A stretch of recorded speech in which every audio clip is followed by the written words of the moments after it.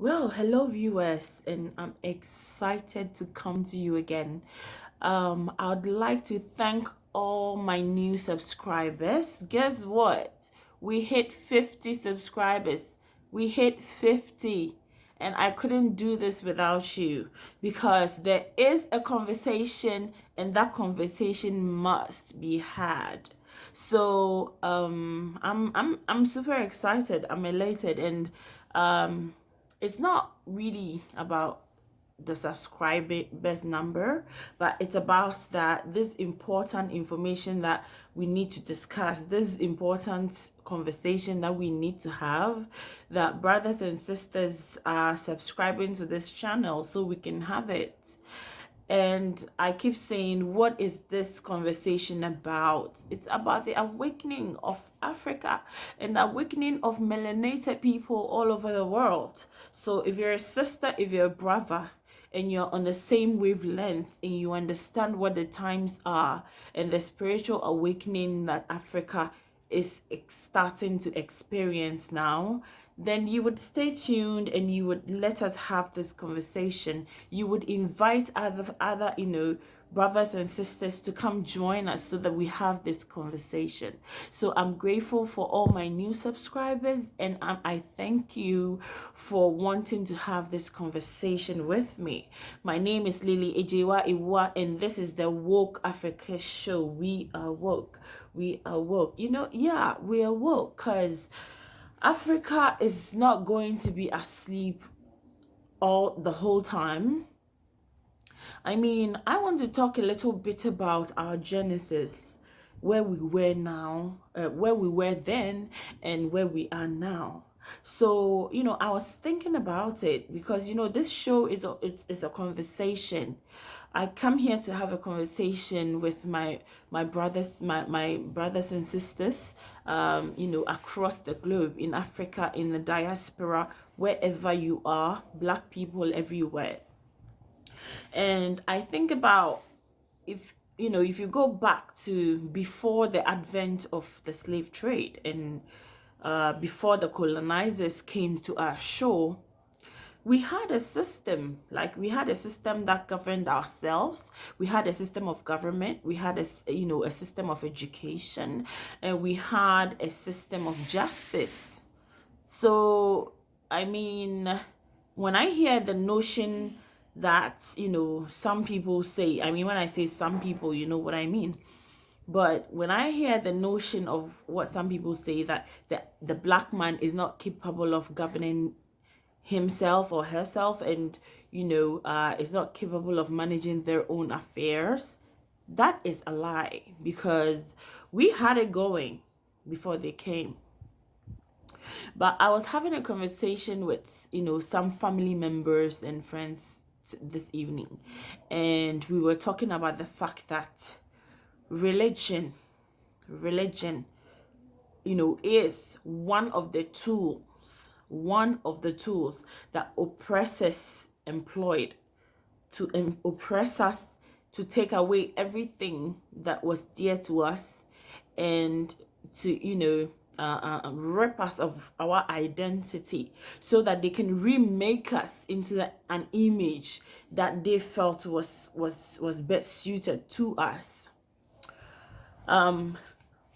When you look at before they came, we had our own systems, and we were strong, we were warriors, we were kings and queens, and we owned our destinies. Now, when they came, they brought their religion, the white supremacist religion, to Africa.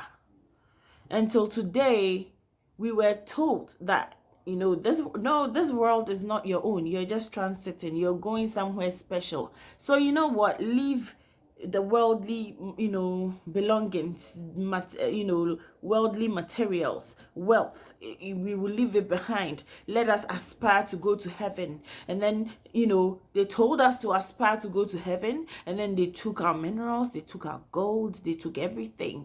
They enriched themselves, and then they told us that our wealth, our riches are in heaven.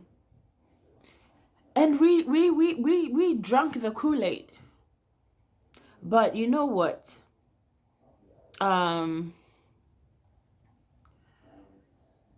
We say that once bitten, twice shy. The African of today is woke, and we must stay alert, and we must know that business in Africa is not as usual.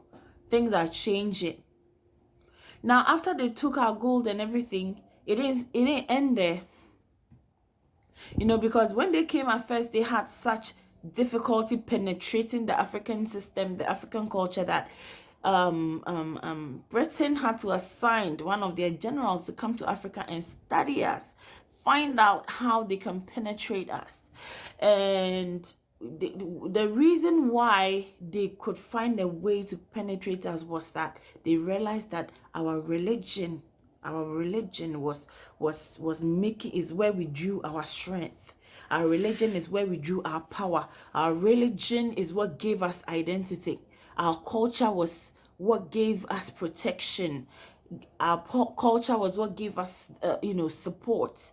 Our love, extended family system is what gave us, the one for all and all for one kind of, warmth of the African people. And, as, they realized that was what was holding us strong together. They then devised a way to break it apart so that they can control us. Really, when I talk about I say they because there is a system in place to ensure that Africa is, how do I call it, still remains a colony, to produce their raw materials, a place to dump the used products and all of that. There is a system that put in place for us to remain a resource colony. But we must tell ourselves that no more. We must deconscientize ourselves of the savior mentality of the white supremacists. We need to teach our children about our heritage. Look, Black people everywhere in this world, don't think your story is different. Don't think that life is good for you now, so your story is different. We have similar stories. They left Africa, but they never left. There are institutions here, neo-colonial institutions here, established to ensure that colonialism still continues. Policies are shoved down our throats every day for us to take. Either it hurts our people, or either it's good for us or bad for us. Wherever you are in this world, just know that we have the same stories.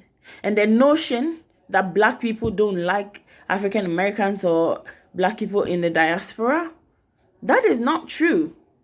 We were taught self-hate, but we have overcome that. We know now that we must unite, and when we unite, we will be stronger and we can defeat oppression.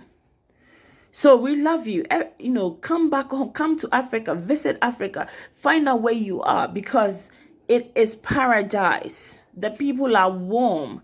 You would just have to come and respect the culture and settle in and blend in. You would never be a second-class citizen. We need you to come back, because building Africa into the Wakanda that we all want it to be, it takes effort.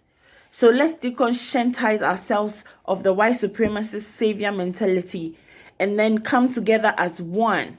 Wake up, Africa. Let's wake up, because this is the time. If you believe in the awakening of the African and the rebuilding of the African culture and continent, I want you to share this video, because I want us to keep having this conversation, and I want everyone to hear this. Wake up. We must scrutinize the policies that our government shove down our throat. We must find out who the real enemy is, because sometimes it's not party A or party B, it's a hidden hand behind party A or party B trying to push certain agendas. So we can raise our voice and say no to oppressive policies. We can raise our voice and say yes to progressive policies. That is how we fight this war. That is how our awakening can be complete. So wherever you are, just know there is an Africa that birthed you. There's an Africa that is yearning to have you back. There's an Africa that is awoken, and will break free. Thank you so much. I love you, and let's keep this conversation going. I'll keep my email address in the description box. Email me, talk to me, let me know what's going on. What do you want to know? I would like to have a conversation with you. Leave your comments and share this video, and also subscribe and click on the bell so that whenever I upload a new video, you can have it and we can continue the conversation. So when I come to you, I have so much passion that sometimes I go a bit off what I intended to talk about, but I know you can forgive me and we can keep going. So thank you so much, and watch out for me, because I'll be coming back to you soon. Wake up, Africa, and keep the conversation going. Love you. Mwah.